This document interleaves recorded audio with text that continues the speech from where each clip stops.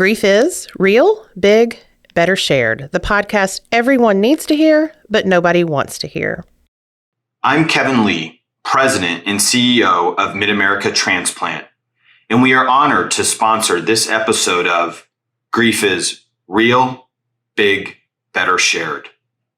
At Mid-America Transplant, we have the privilege of working with families across southern Missouri and northeast Arkansas who make the heroic decision to donate their loved ones' organs or tissues. While donation often brings families comfort, they are still heartbroken by their loss. We are driven by compassion for these families and continue to walk with them through their grief journey. Mid-America Transplant provides several programs to help families memorialize their loved one, but we believe that some of the best support can be provided by a grief center. We are proud to work with the Center for Good Grief and appreciate everything they are doing in the region to bring healing to people who are coping with loss. Mid-America Transplant is inspired by life and by the donor families who give transplant patients a second chance at life. For more information about being a donor, visit sayyesgivelife.org. Hello, welcome to Grief is Real, Big, Better Shared, the podcast everyone needs to hear, but nobody wants to hear. I'm Angela Hamblin-Kelly, the administrator of the Baptist Centers for Good Grief, and we're so glad that you are tuning in today. If this is your first time checking out our podcast, please know that we have Season 1 available wherever you get your podcast. In Season 1, there's a lot of great content about grief in general, about spouse loss, men in grief, and important things to know about childhood and adolescent grief. So make sure you go back and catch up on those episodes. With Season 2, we've heard from you and we listened to you, and we're going to focus more on some specific topics in a very short format. Just as a reminder, the Baptist Centers for Good Grief has been providing grief care for over 25 years. We've grown from a children's grief camp to a program with 3 comprehensive grief centers in Tennessee and Arkansas. We started this podcast because grief is the most universal experience there is. Again, this is the podcast everyone needs to hear because grief involves pain and vulnerability, which is also why this is the podcast nobody wants to hear. So I sit here today as a grief counselor, but I'm also a griever. So in our podcast, we hope to honestly look at grief and discuss the heart and head tug of war from an evidence-based grief counseling perspective, but also the very real life perspective as well. So today we're going to spend some time talking about loneliness and grief. And I'm joined today with Carolyn, one of our grief counselors. Good to see you, Carolyn, and thanks for being here with us today. Oh, good to see you. Glad to be here. Carolyn, you know that so many of our clients talk about loneliness, and I think the surprise that comes with loneliness and grief, loneliness is definitely an unwanted part of grief. Not that really any of it is wanted, but it's that unwanted isolation that comes with grief. And that word unwanted, I really sit with a lot when I think about loneliness and how that can impact our clients who are grieving. Where would you start when thinking about loneliness in grief? Well, as we know, grief just changes your whole world. And we talk about so much about kind of finding that new normal. And so, loneliness is sort of part of that pathway to that new normal because you're missing that person. You're missing those things that you did with that person. You may be more isolated than you have in the past, or you may be with a lot of people and still feel lonely, which a lot of people report. And because they don't have that same connection or they don't have those same interests, it's not that same dynamic that they've had with that person. And so it's kind of one of those things that's a normal reaction.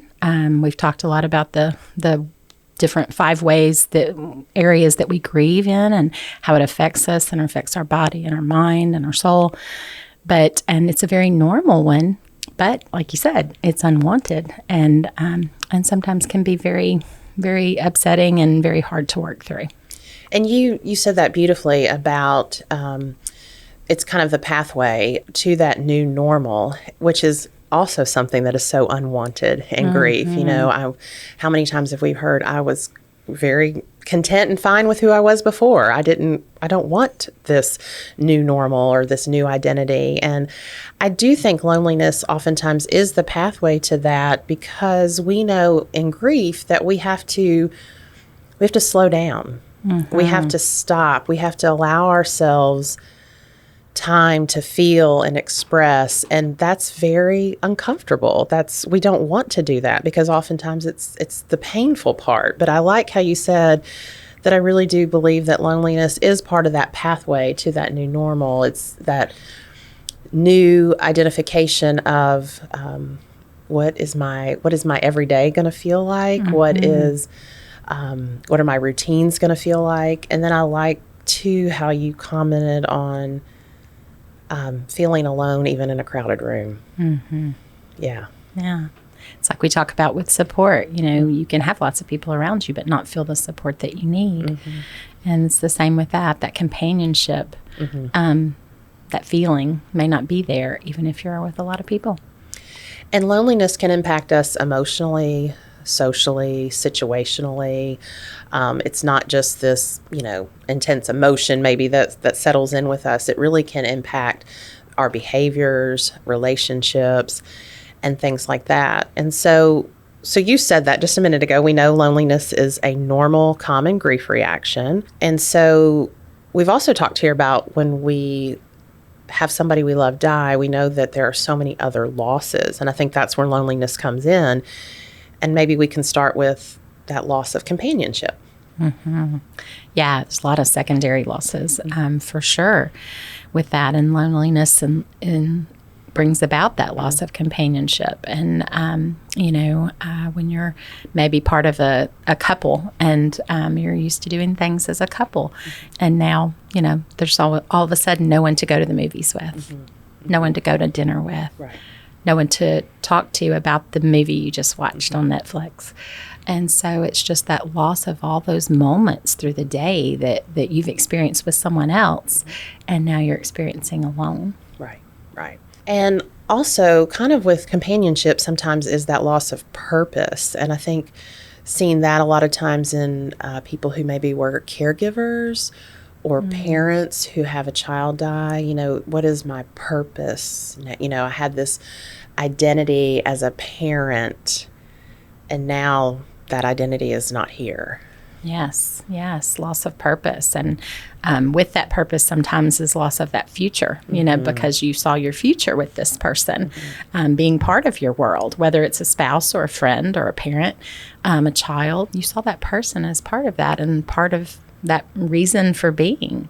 And so then looking out into the future, wondering, what does all this mean now? Why am I even here? And especially I think in our cultures, we give ourselves labels as we enter different phases of life. Yes. And then that's a loss with grief, is this label may be kind of, again, ripped away from you. You didn't ask for that. It's unwanted. And that just having to figure out this new normal. Yeah. Well, let's talk about a couple of others, and then we're going to really focus on some ways of coping with loneliness. So I think another kind of loss with loneliness is connections to other people, maybe places, or even things. Yes, I know. I hear a lot from clients, that maybe they were part of a couple, and it's like, oh, now, our friends aren't inviting me places anymore, or they still include me, but I feel awkward because there's 3 couples and me. Right. It might be things that you did, activities that involved 2 people, and so there's things like that. It might be a place, as you said. It might be a home.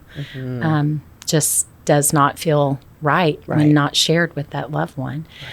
And so, there's many, many losses. With places, I've heard clients talk about, even church, not feeling or feeling lonely at church, not feeling, that sense of community. And I've had people say, the community is all around me, but I feel lonely in the midst of it, and even just I can't sit somewhere that even feels comfortable, because even just sitting, even if the pew is full, feeling so lonely. Or, kind of normal places that you go as part of your life. I've had clients talk about having to change a grocery store because that was something that we did together or they did. And just, I think that can be a really surprising factor of grief because, again, many of us in our culture identify grief as being sad. And then we'll go out and maybe there's this place where all of a sudden you are surrounded, but you feel lonely. And that's where kind of those grief waves can come in that we've talked about too. And I think that can be really startling for people when that happens. Yes. I've heard some people say that vacation locations, you know, they can't go the place they always went. They always went on vacation the same place for, 20 years. And now that doesn't bring joy anymore. That doesn't bring relaxation anymore because there's just so many memories there. And so not only are you losing that person, but yes, you're losing all these things that all bring together to be what was your life. Right. And so, that can be very startling. Yeah. And we talked about this a little bit, but even other secondary losses that come, and it could be like we were just talking about these places or these things. But again, I think those are the things that are often startling. And so, and we can't be prepared for everything, especially with grief. But it can give you that intense rush of just feeling so alone. I am so alone. And so when we think about coping with loneliness, I think I tend to be kind of a directive person, and sometimes I just like to say it, like, this is loneliness, acknowledge it. I think there can be some real health and value in, all right, this is what I'm feeling. Let me say it out loud. Let me acknowledge it. I don't like it, and it's okay. I can say I don't like it, but let me try to at least identify what I'm feeling, I think can be a really helpful place to start with coping. Yes, I think awareness, is that first step towards coping with anything, is that awareness of what you're feeling and what's going on. And also caution clients, too, that, when they hear that new normal, they want to know what that is now. Yes. Every aspect of it. Okay, if these things aren't my life anymore, then I want to know what is. And I always caution them and remind them that it took many, many years for this, to build this life and to become your life. Right. And it's going to take some time to build this next new normal and what is your life moving forward. And this new normal that you're building is going to change. And just because what it is today doesn't mean that this is going to be what it is forever. I think that's really hard because, again, as people, we really want defined things. And I want to know exactly what this is going to be. And I think that's a hard part of grief, too. I think that's a secondary loss that comes is lack of control, lack of knowing what's ahead and knowing that change is kind of your new norm, which nobody really likes that. No, exactly. That's hard. And so, yes, giving yourself, permission to be where you are today, but knowing that that's not the end for you. That's not all of it. Right. Because I think sometimes people they think that because they're feeling that loneliness now, that they'll always feel that loneliness. Yeah. And that's not the case. I'm not saying you won't always miss that person to a degree and be sad and maybe yearn for them. But it doesn't mean that other things won't come that bring you joy and bring you connection and bring you companionship. Absolutely.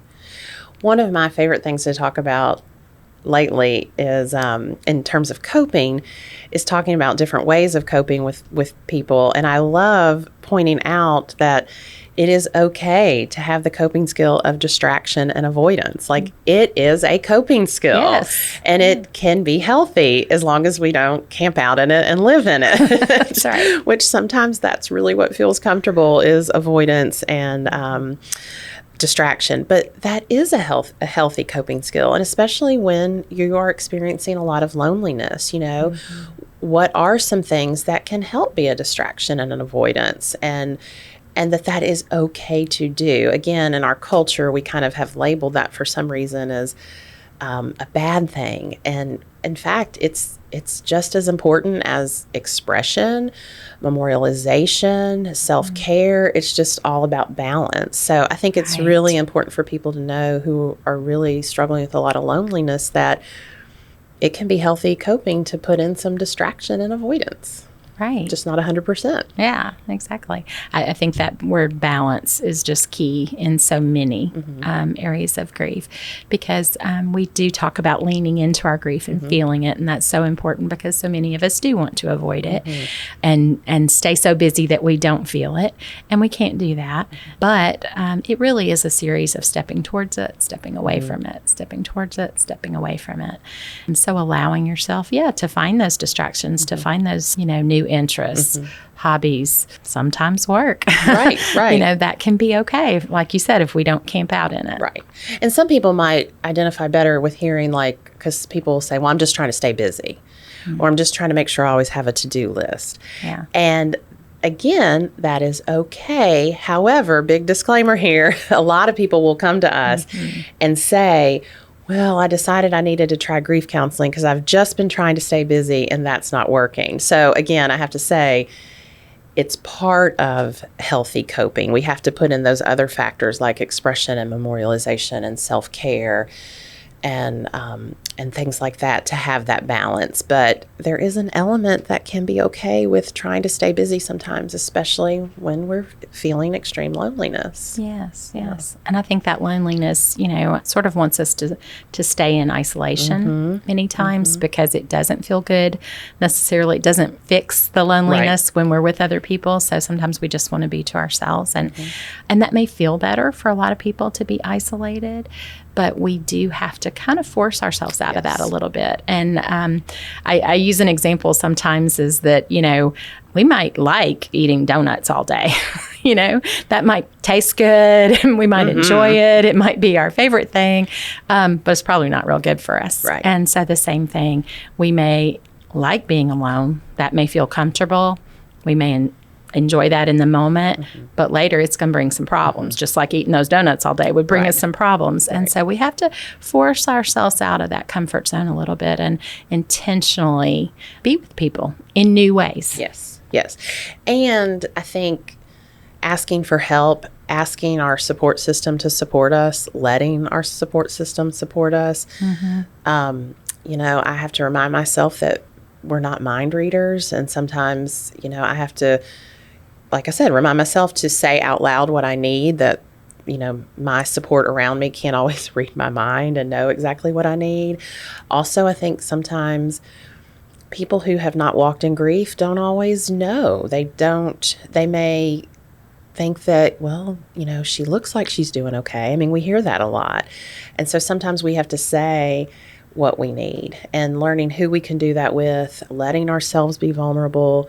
Because just like we just said, distraction and avoidance is part of coping, but so is letting people support you, and sometimes we have to give them a little bit of the roadmap about how to do that. Right. Because people don't know. And with death and loss, people are very uncomfortable with that subject. And so they're uncomfortable with loneliness too, because again, it's not something they can fix. Right. And so sometimes, yes, we do have to share what we need specifically, I don't want to go out with a bunch of couples this weekend, Saturday night, but what I would love is Wednesday for you to come over and watch a movie with me, And maybe I will be up to going out with couples again. So maybe please don't stop asking but understand that this is where I am right now. Yes. Yeah. And so sometimes we just have to really help people understand that. Absolutely. And with that, I think one thing that I really, really try to encourage people is try not to should yourself. No guilt trips allowed. There are no shoulds here. You have never grieved for this person before.